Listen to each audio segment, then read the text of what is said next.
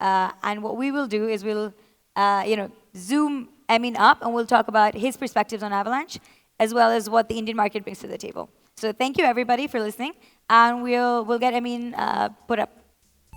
Hi, everyone. Can you hear me? We can hear you. Can you hear us?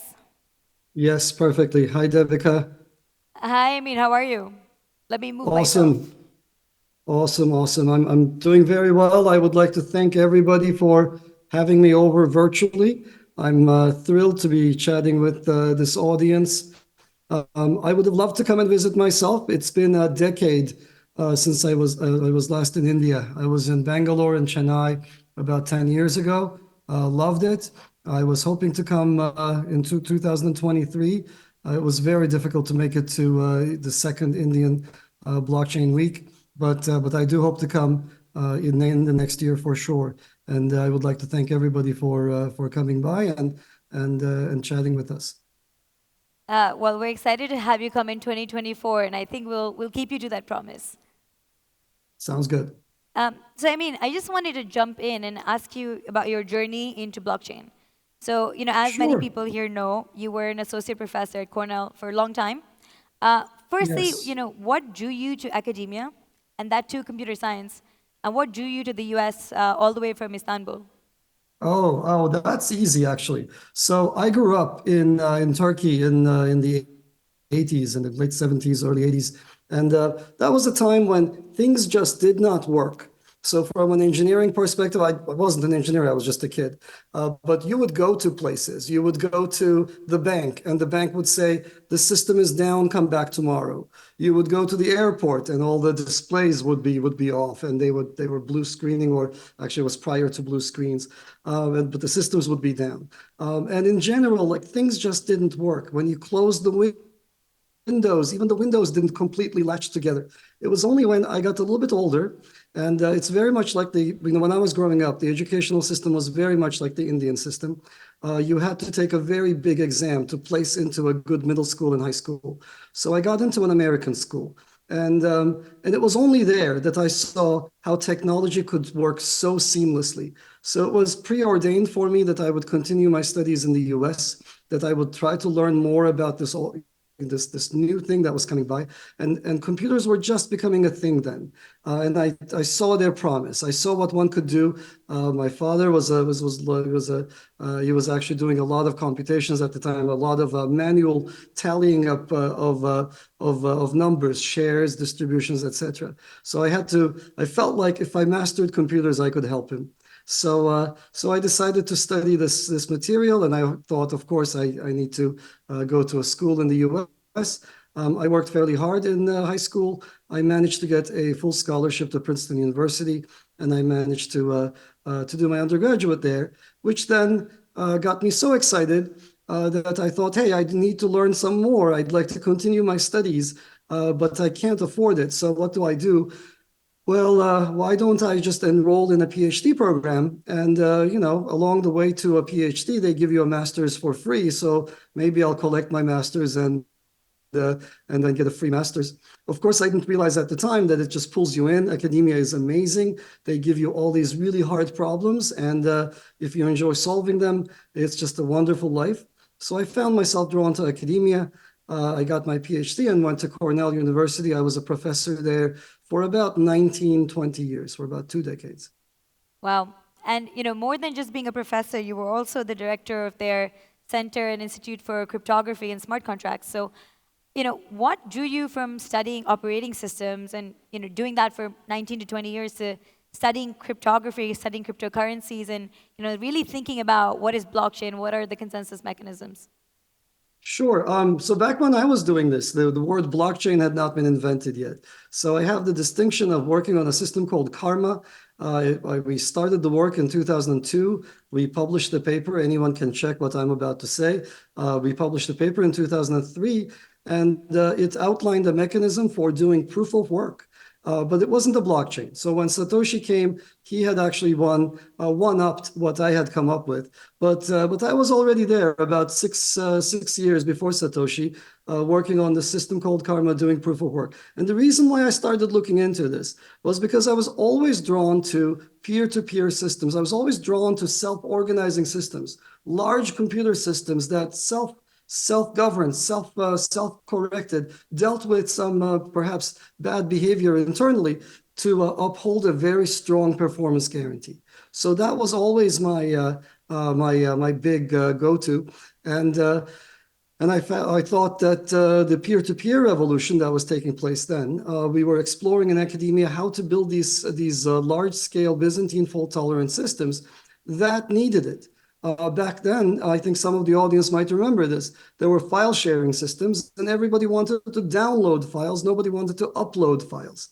And I thought, hey, I know how to fix this. I can fix this with a currency. But it can't be a currency that someone controls. It has to be a decentralized currency. And that's how the Karma system came about. So that was very early. That was 6 years before Bitcoin. And then when Bitcoin came along, me and Itai Eyal, who was a postdoc at Cornell at the time, the two of us decided to look into Satoshi's claims. And so we looked into what Satoshi had said about Bitcoin, and we discovered that some of the claims were not exactly right, and that there were some hidden dangers for that really large mining pools could pose to the system. And in fact, or the other way to put it is, we discovered a mechanism by which you could mine Bitcoin and make more coins than your fair share. It was something called selfish mining. And I got a lot of hatred for it. I got death threats. I got calls to Cornell to fire me, and they couldn't, of course, because I had tenure. But I dealt with a lot of adversity, and people funded 3 different projects to show us wrong. And the beautiful thing, of course, about science is it's just all out in the open. And if we said something that's incorrect, then it's easy to prove wrong. All 3 of those projects that were started to show us wrong all flipped and turned around and said, these people are right. There is indeed a strategy called selfish mining, and it dominates the Satoshi strategy. So ever since, I think the Bitcoin community has learned quite a bit, and they accepted us as well. So the death threats disappeared. People realized that we are here to help cryptocurrencies. We're not just saying bad things about Satoshi, the untouchable. He is potentially is human too, and he might have made mistakes. And indeed, we discovered some of those. And we made the system stronger. So then after that, I did a lot of work, Devika, across the board on scaling Bitcoin. I did something called Bitcoin NG that powers some chains. I worked on the DAO hack of Ethereum. I called it before it happened. So that was kind of fun. I worked on characterizing these decentralization of blockchains. I worked on layer 2s, and most recently, I worked on the Avalanche blockchain. So I have to ask, why not just keep being a contributor to Bitcoin or creating an L2 on Ethereum? Right? Why create a whole new layer 1 called Avalanche? Great question. And I thought about just continuing the academic endeavors myself.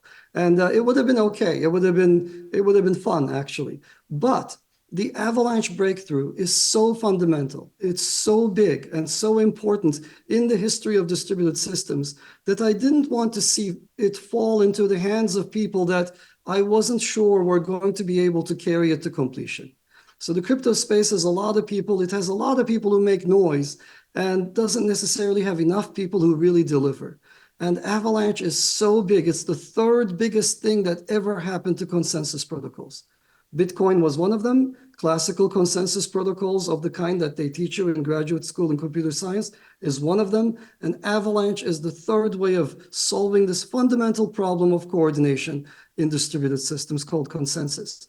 And it's so important. And the Avalanche family has such nice properties that I thought, okay, I have to be the one to deliver this because someone else will screw it up. They will they'll try to add something to it. They might do all sorts of bad things with it. I wanted to be the one that brings it to the masses and does everything right to make sure that the project succeeds. So was that challenging, going from being an academic to launching not just Avalanche, but also Ava Labs? Avalanche is valued at, I think it was $8 billion this morning. I can only assume that's not something that people typically do. No, it's not. I wish there were more academics coming into this space. Actually, I worked really hard to get more academics into blockchain because the space needs it. Some of the issues that the space faced, at least maybe 5 years ago, were really fundamental, and we would have benefited from more academics. No, it's not very usual, nor was it easy. So it's sort of the American way to pretend that everything is so easy for you after the fact. But I'm not going to do that. And no, it took a lot of blood, sweat, tears, and a heck of a lot of work. It's just, and not just from me. I'm just fortunate enough that I managed to attract a set of people to this project all across the globe. Some at Ava Labs, but quite a few are not. But we managed to attract a user community that I'm super proud of, and I know how hard we work to get to where we are. No, I mean, as somebody who's recently joined Ava Labs, I can say I'm quite proud to be working there as well. So I think you're doing a good job. I think I want to talk about, the bear market and all of the tough decisions that a company like Ava Labs has to make in a bear market.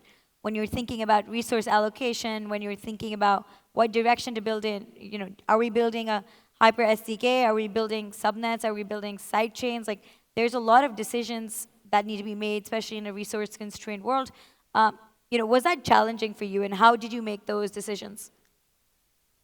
So I think we've been blessed at Ava Labs in that the path forward is very, very straightforward, and we have not have had to pivot in any way. So if you look around, there are a lot of false narratives in crypto. There are a lot of dead ends. I have lost track of the different sort of suggestions that other people have proposed for scaling chains that did not pan out. In contrast, our vision for how to scale has withstood the test of time. We have a system that works today. If you want to create a subnet, we can create one for you in the next 15 minutes or so.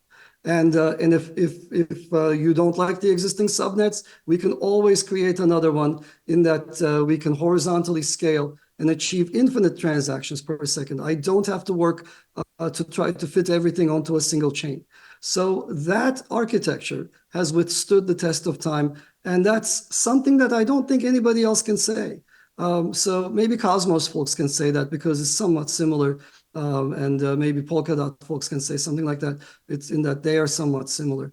But other than the three of us, that vision of multiple chains working in parallel, application-specific chains that can be specialized for jurisdictions, like an India chain or a US chain or a European Union chain. These concepts were with us on day one, and what we had to do was simply deliver on that vision. And I think we did that fairly well. What I find myself doing these days is building the layers up and expanding with the knowledge gained from what we've built already. So one of the things we're doing, for example, is building a wallet. I think the wallet experience is absolutely horrible with existing wallets, and we have a new offering called Core, and it intends to make the experience far better so that it becomes the front end for everything on chain and shields a regular user, from all of that hexadecimal stuff, from all of the complexities of dealing with chains. Another thing we're doing, just to give the audience a sampling of what's sort of currently on my mind these days.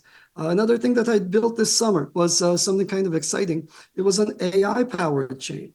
And this is a chain where it's a subnet on Avalanche, where every validator has a large language model built into it. So think of it like ChatGPT. And you can program that chain using regular human languages. You could do it in English if you like, or you could do it in Tamil if you like. You could do it in whatever language or Hindi, what have you. You can speak your language to it.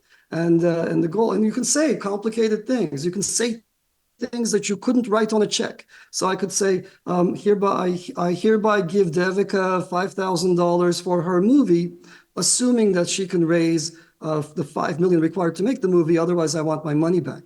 So this is complicated. I couldn't normally do this with a check. I can't write this stuff in the memo field of a check. And if I wrote it there, nobody would be there to interpret my intent. But in contrast, what we built this summer, the prototype, is essentially a trusted executor in the sky. or on the chain, if you will, who reads and understands human languages with which you interact in a natural fashion. And you write your whatever you want to say, and that trustworthy AI, hopefully, will interpret and carry out your wishes. Of course, there's still a bunch of work to be done for that to be an industrial strength commercial reality, but it's one of the things that's in the lab at the moment. And there are many other things of this kind that we're working on at any one time. I kind of run the company kind of like my research group at Cornell. It's an extension of my research group, and it's wonderful to have a fantastic user community that's supportive of our efforts. I think there's a lot of things that you just said that I want to ask you questions on. So, I'll ask you one, and then I'll try to remember all the other ones and ask you afterwards. So you talked about, maybe having something like an India chain. So, what would something like an India chain look like? What would be the use case versus, say, any institution in India having its own subnet? What does an India chain or UAE chain or EU chain look like? And what's the So, use case? Great question. There are many different use cases for such specialized chains, but one of the main driving forces for this were our conversations on Wall Street. So I keep saying this on my podcast. I'll repeat it for this audience as well. You can gauge what the intentions of a project are based on where they are. And some folks are in Silicon Valley. They see this game as a purely technical game, and I don't think it is. And so they go to where the technical people are. Some folks are in tax havens, and they see this game as one of just selling coins, and they will be out of this game as soon as they run out of coins. We are in this game to digitize all of the world's assets. And so that's why I'm in New York. I'm coming to you from past midnight in New York at the moment. And one of the things that we discovered as we spoke to people, to stakeholders on Wall Street, is that they have compliance requirements. They have to make sure that the chain does not have actors that are not allowed by US law. And just about every legal jurisdiction has various laws of this kind. Now, if you have a single chain, if you're one of these first or second generation systems that consists of a single chain, then you cannot accommodate this. You cannot accommodate the world. You have to necessarily turn into one of these extreme libertarians who says, well, look, there's only one chain and one asset, and everybody should adopt that one asset. It should replace the dollar. It should replace every local currency. And by the way, we should take down all countries and all governments. And I think people who are late to the scene might not realize this, but I would say early 8 years or so of the cryptocurrency movement were characterized by this belief that we had to, like, essentially everybody was an extreme libertarian because the chains underneath could not accommodate more than one rule set. Now, the way we do things with subnets, one can easily create an India-specific, India-compliant chain where the rules obey and are in line with whatever is the set of legal rules imposed by the various agencies in India. And similarly, there can be another chain for the US. And in fact, there can be many different chains for the US. And I think you mentioned Onyx. You mentioned some of the industrial pushes that we're doing on Wall Street, where, again, these are specialized chains with specialized rule sets for the United States audience. And of course, there are many, many, many others that other people are trying to launch on top of Avalanche. That's super, super interesting. And, one thing I want to ask in addition to this is, we're talking about AI now, as you said, and we're talking about subnets. Where do you see that journey going for AI plus blockchain? And where do you see Avalanche playing a role in that? So yeah, I alluded to this when I spoke about what we call coin-operated agents, the COA, C-O-A, the COA subnet that we worked on. It's only a prototype right now, but the core idea is this. Yes, you could take AI and you could put it at the periphery of a blockchain. You could use AI for asking queries about blockchains. There's all sorts of things you could do at the edges. And a lot of people are doing those, and those are worthwhile projects. I'm most excited about taking AI and the intelligence and putting it on every validator such that the chain itself is imbued with some level of intelligence so that it can act as an executor, as a trustee of sorts. And this is the kind of trustee that does not have a conflict of interest. It does not have a bank account on the side. It does not have anything, hopefully, if we get this right, other than the purpose of serving people who are interacting with it. And so this is hard to find in regular business. It's finding a trustworthy individual is probably one of the hardest things anyone can do. And that's exactly what we're building with this conjunction of AI and blockchains into what we call coin-operated agents. And the main idea, as I alluded to before, is that you can program this using English or using any other language. So you can just say, I hereby define a lending service.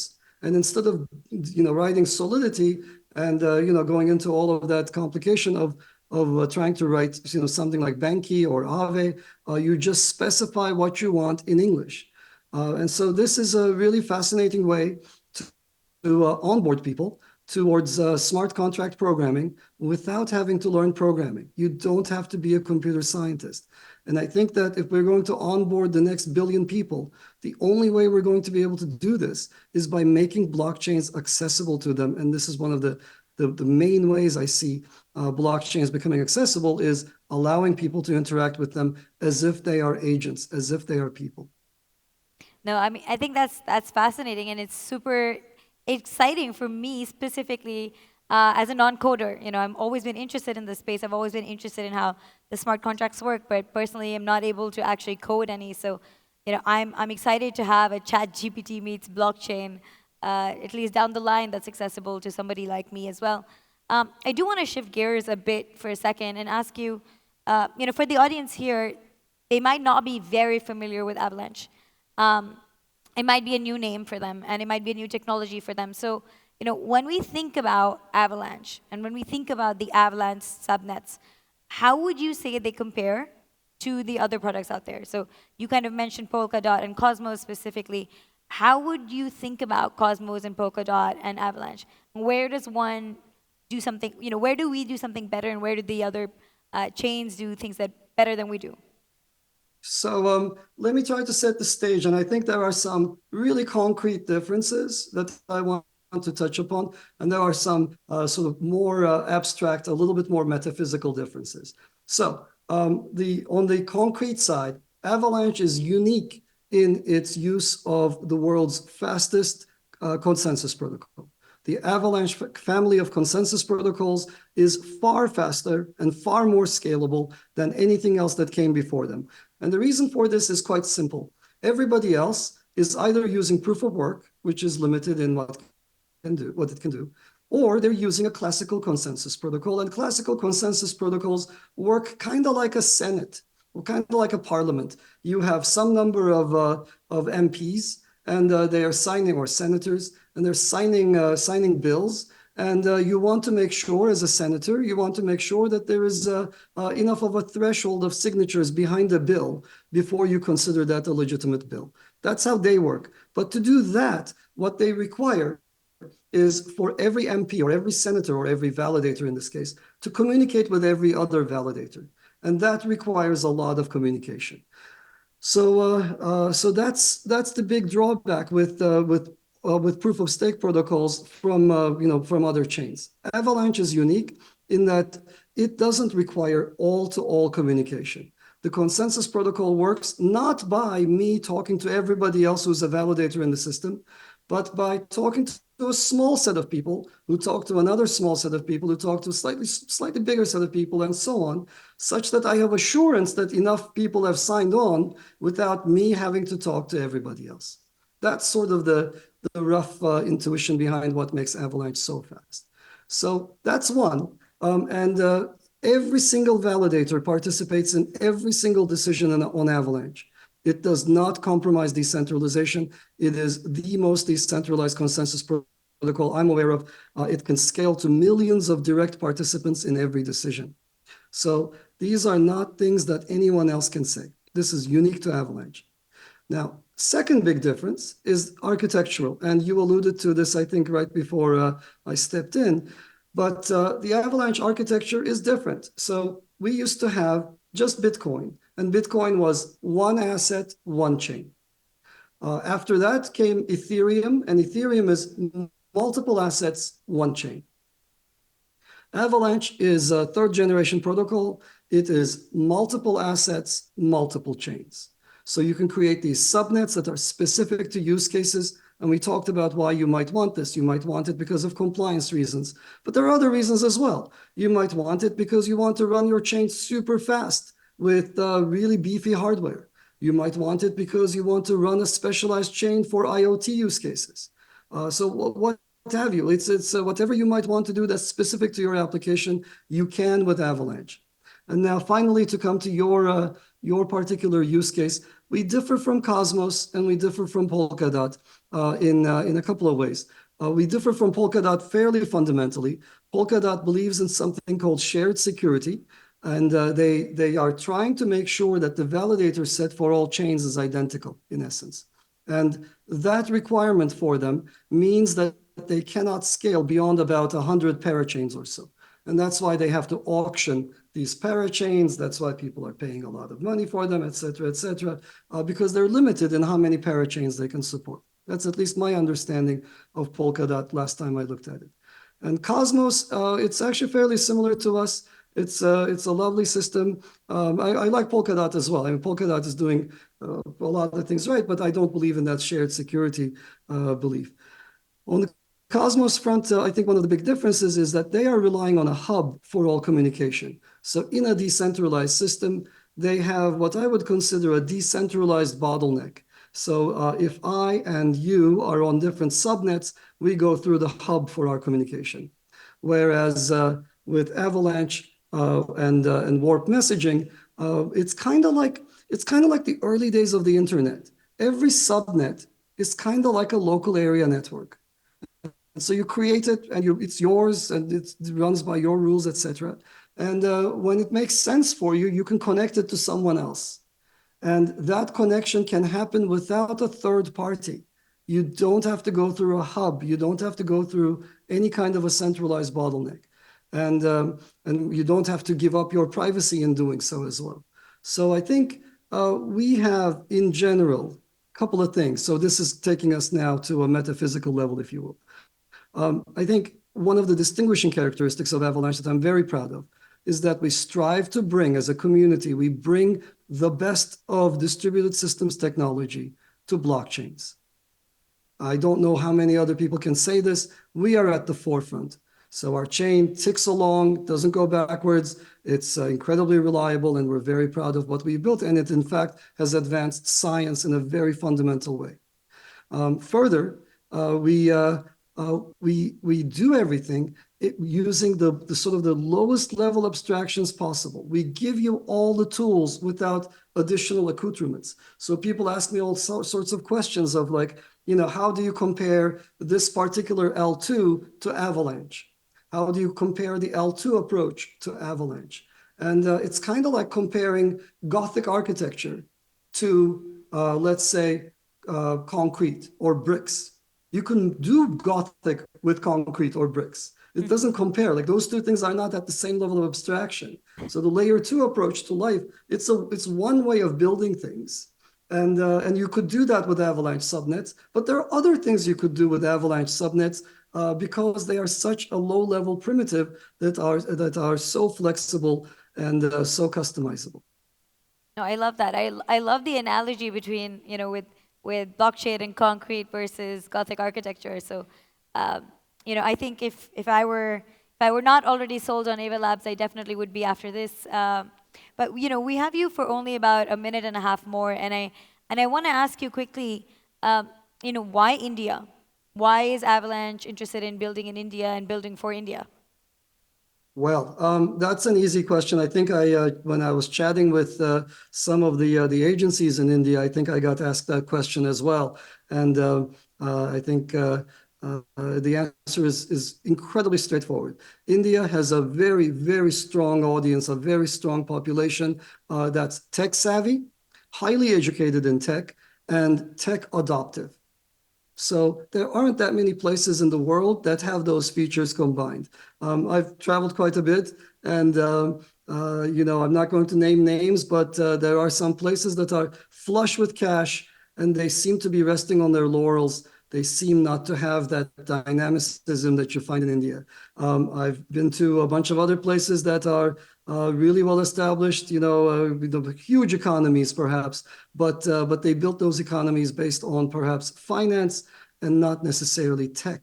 So India is unique in combining these, and we're thrilled about the dev base there, and we're thrilled to have more developers looking at our offerings, looking at what we've built, and I would love to continue to work with any and every team from India, and would love to expand on that success. No, so thank you for all of that. I think in India we're quite excited to really expand the blockchain ecosystem. We're looking forward to having you here with us next year, and really creating a strong base for blockchain technology in India, whether that's governments, whether that's institutions, whether that's developers building dApps. I think we're all quite bullish on the space, despite coming out of the bear market, and we're quite excited to have you come in and see what we're building here in India in 2024. So thank you so much for your time. Emin, we really appreciate it. I know it's about 1 a.m. for you there. So thank you so much. I hope we didn't disrupt your sleep cycle too much. No, And appreciate your my time. And pleasure. thank you to the audience who sat and listened for the last 30 minutes. So thank you guys, everybody. My pleasure. Thank you very much for having me.